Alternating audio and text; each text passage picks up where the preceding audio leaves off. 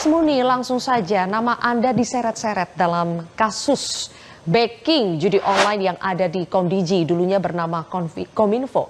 Dan Mas Muni meresponsnya dengan mengatakan Anda dikhianati oleh anak buah sendiri.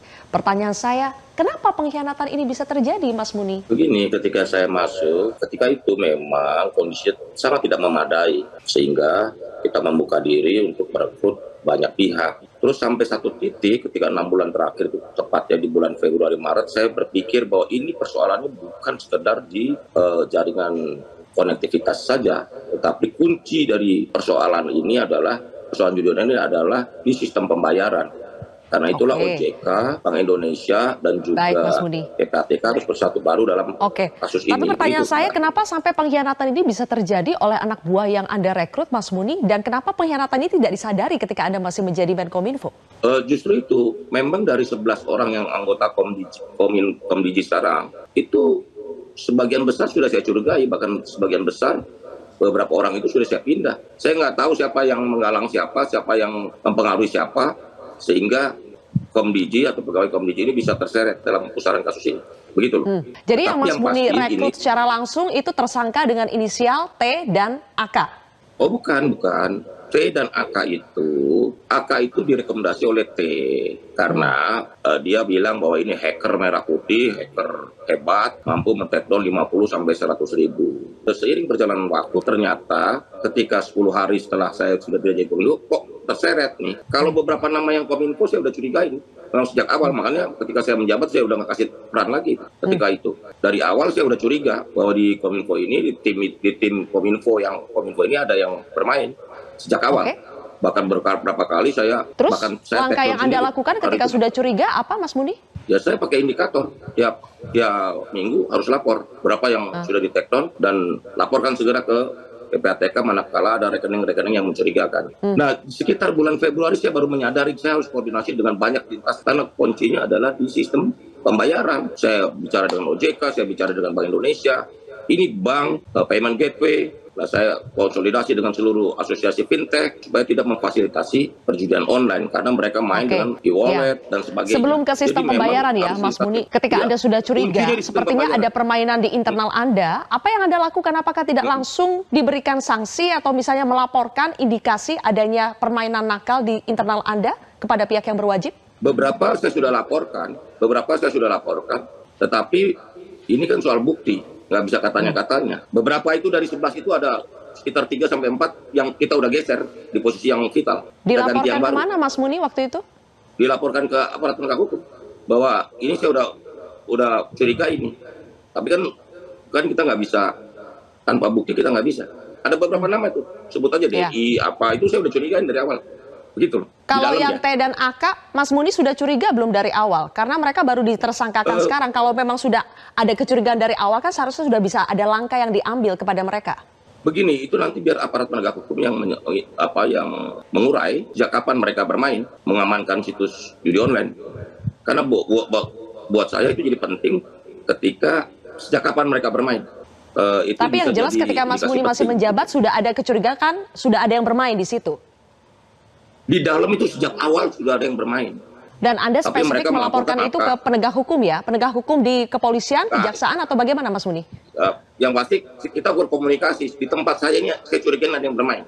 Ya. Cuman terus tadi Mas Muni mengatakan Anda melaporkan ke penegak hukum. Ke penegak hukum yang mana? Ya, gini loh, ya aparat penegak hukum lah. Antara dua kan, 1-2 lah gitu loh. Karena kan saya nggak, kalau nanti di persidangan atau di ranah hukum saya akan jelaskan. Yang penting saya udah komunikasikan, ini saya curiga sama tim di Kominfo yang ada. Sudah saya sempat melaporkan ya? Nggak bisa. Kalau laporannya ini hanya sekedar komunikasi dengan penegak hukum atau sampai membuat laporan? Komunikasi, termasuk kebijakan kita adalah merotasi semua. Itu nggak boleh 3 bulan. Ibaratnya tim take down, tim verifikasi kita putar terus supaya mereka nggak terkontaminasi. Itu waktu zaman saya begitu, saya putar terus, rotasi terus. Berarti laporannya hanya sekedar komunikasi, belum berbentuk LP ya? Belum. Tetapi saya balik lagi begini, bahwa ini judi online ini bukan sekedar Kementerian Komunikasi dan Informatika, karena tugas kita ini pencegahan. Nah, pencegahan menurut saya cuma bisa di ruang digital aja kita amankan. Tetapi yang paling substansi dan paling penting adalah bagaimana menekan melalui sistem pembayarannya, dalam hal ini Oke, OJK Mas Budi. dan Bank Indonesia. Sekarang terkait dengan rencana, ada yang meminta, masyarakat juga meminta supaya Anda juga turut memberikan keterangan kepada penyidik terkait dengan 11 tersangka yang sudah ditetapkan ini. Mas Muni, apakah Anda siap sebetulnya untuk diperiksa oleh penyidik? Saya siap diperiksa dan memberi keterangan kepada para penyidik. Saya jelaskan apa adanya. Kalau saya menyimpulkannya begini, ini sama kayak kasus korupsi SDM yang eselon 3 semua itu, yang nggak ada sangkut pautnya dengan eselon 2, eselon 1 bahkan menteri gitu. Mereka bermain sendiri aja. Yang terus terang memang harus kita akui, makanya saya bilang kita dihianatin ini. Mereka bilang udah nutup 100.000, ternyata ada 1.000 juga yang diumpetin. Mas Muni, tadi sudah menyimak ya perbincangan yang terjadi di studio dari Mas Tama, misalnya mengatakan bahwa sebetulnya tidak sulit memutus akses judi online itu. Karena selama ini yang terjadi adalah kesalahan tata kelola, kesalahan proses pemblokiran. Kenapa itu semua bisa terjadi, Mas Budi?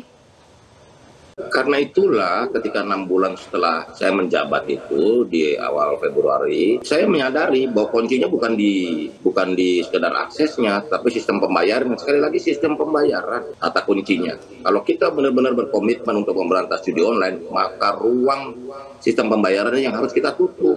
Mas Muni, kalau menurut Mas Tama ya, yang seharusnya cara gampangnya sebetulnya putus saja akses servernya, belum ngomong sistem pembayaran ya, tapi Ya akses itu servernya yang diputus. Mas Tama belum ngasih saran ke saya itu. Ketika saya jadi Menkominfo belum kasih saran ke saya itu. Kalau saya udah saya lakukan. VPN gratis saya udah tutup. Mas Muni, tadi kan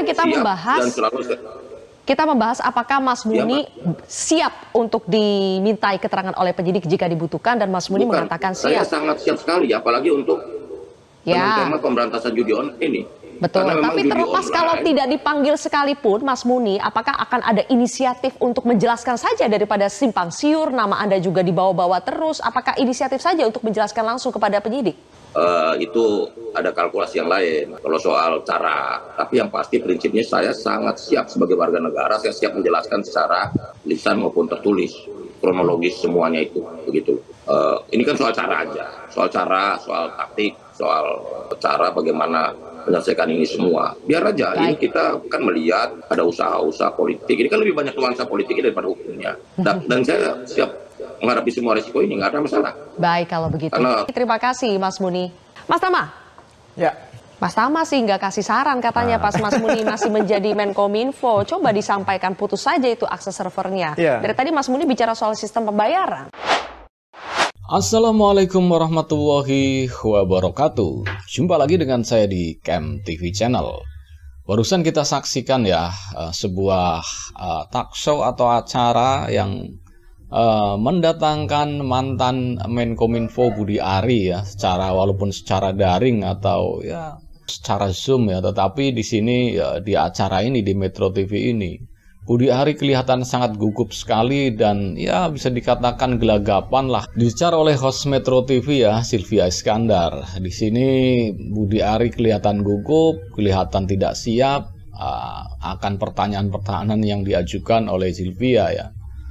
Kelihatan sekali bahwa ya di sini Budi Ari mengungkapkan bahwa beliau merasa dikhianati oleh anak buahnya sendiri. Yang katanya ahli dalam IT, menguasai bidang itu, ya memang, tetapi ternyata kata Budi Ari nih, beliau merasa dikhianati, anak buahnya ini main belakang, katanya sih kata Budi Ari.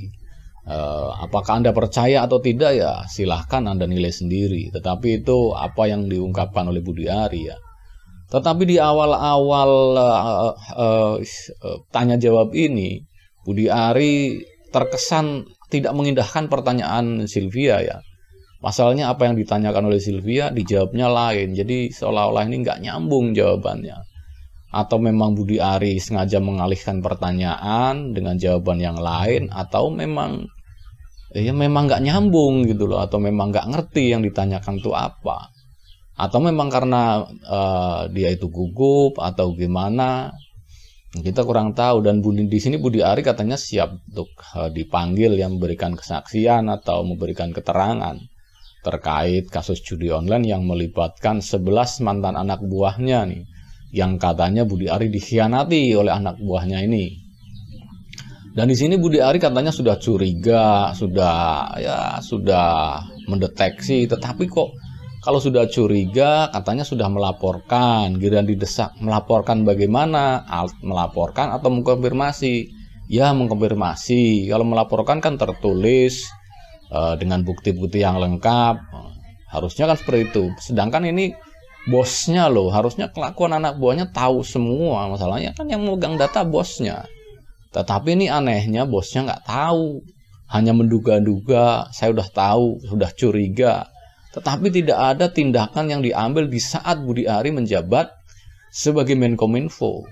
Dan yang anehnya lagi, setelah 10 hari Menkominfo berpindah tangan ke tangan Mutia Hafid, ada 11 mantan anak buah Budi Ari tertangkap tangan membacking atau melindungi situs-situs judi online yang katanya sih jumlahnya ribuan dan menghasilkan miliaran rupiah. Bahkan kemarin ada yang disita oleh polisi itu sekitar 73 miliar dan masih digali lagi. Kan aneh nih, 15 bulan tidak tahu apa-apa di kementeriannya. Kalau dia ngomong itu sudah curiga, sudah tahu. Pertanyaannya, kenapa selagi dia menjabat sebagai Menkominfo tidak ada tindakan, tidak ada pencegahan, atau ya minimal lah memecat anak buahnya ini. Kalau tidak sanggup melaporkan, memecat minimal, mengganti. Itu pencegahan di dalam dulu. Tetapi seolah-olah ini ada pembiaran. Dia sudah tahu, dia tidak ambil tindakan, otomatis kan kalau kita yang melihat dari luar, oh ini pembiaran. Ada apa ini? Apakah ada main di situ? Benar kata Pak Mahfud. Anda merekrut dia itu, Anda emang nggak tahu, ada dua kemungkinan. Anda nggak tahu kalau dia ini nggak beres. Yang kedua, Anda membiarkan atau memang sengaja gitu loh. Jadi wajar kalau dari pihak luar, termasuk netizen, mencurigai Budi Ari bermain di sini. Tetapi di sini Budi Ari menjelaskan bahwa dia udah tahu memang. Tetapi udah melaporkan dan didesak melaporkan dalam bentuk apa, melaporkan apa, konfirmasi pada pihak kepolisian. Ya kalau cuma sekedar konfirmasi, kalau dari pihak kepolisian tidak ada tindakan, wajar dong. Kecuali kalau ada laporan tertulis kayak Bu Mutia Hafid, kepolisian langsung bertindak, membuka pintu selebar-lebarnya Kemendikti ya, supaya diaudit, supaya anak buahnya diinterogasi ataupun diselidiki. Dan dapat tuh 11 anggotanya ternyata membacking judi online. Coba waktu itu Budi Ari mengambil tindakan seperti itu. Kok mesti harus diajari? Kan aneh, sekelas menteri, sekelas menteri ya, giliran ditanya kata Bung Tama harusnya ditutup servernya. Apa jawaban Budi Ari? Waktu itu Bung Tama tidak memberikan saran kepada saya, jadi saya tidak melakukan. Ini sangat aneh sekali. Seorang menteri yang bisa mengambil kebijakan, mengambil keputusan, menunggu pendapat orang luar untuk melakukan hal tersebut. Ini sesuatu yang aneh sekali. Ini kapasitas menteri ini, menteri yang bagaimana nih kalau kapasitasnya menteri seperti ini semua? Mau dibawa kemana negara ini? Aduh. Wah. Ini ditaruh dimanapun orang seperti ini, ya nggak pantas lah. Wah.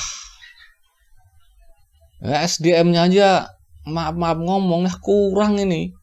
Kalau untuk kapasitas menteri loh, yang bisa mengambil kebijakan, mengambil keputusan, kan itu yang kita tunggu. Di samping beliau itu menjalankan misi atau visi misi dari presiden, di situ pun ada kebijakan-kebijakan dari beliau, ide-ide brilian dari menteri. Meskipun itu atas nama presiden, kan banyak ide-ide dari menteri. Walaupun itu visi misi presiden, tapi ini idenya dari menteri, ini terobosannya dari menteri. Kalau yang begini gimana mau ada terobosan? Kemunduran iya. Sudah tahu di kementeriannya bobrok aja nggak mau beresin, nggak mau bersihin, malah dibiarkan kesannya. Giliran sudah ketangkep, iya saya udah tahu. Kalau kayak gitu semua orang juga bisa. Semua udah terjadi, wah iya, ini saya tahu, ini. Dan udah terjadi. Sebelumnya enggak, diem aja, enggak tahu apa-apa. Dan udah terjadi, seolah dia yang paling tahu. Ya ini nih terjadi seperti ini. Ini harusnya Pak Prabowo Ini mempertimbangkan lagi lah menteri-menteri yang harus diseleksi lagi, Pak.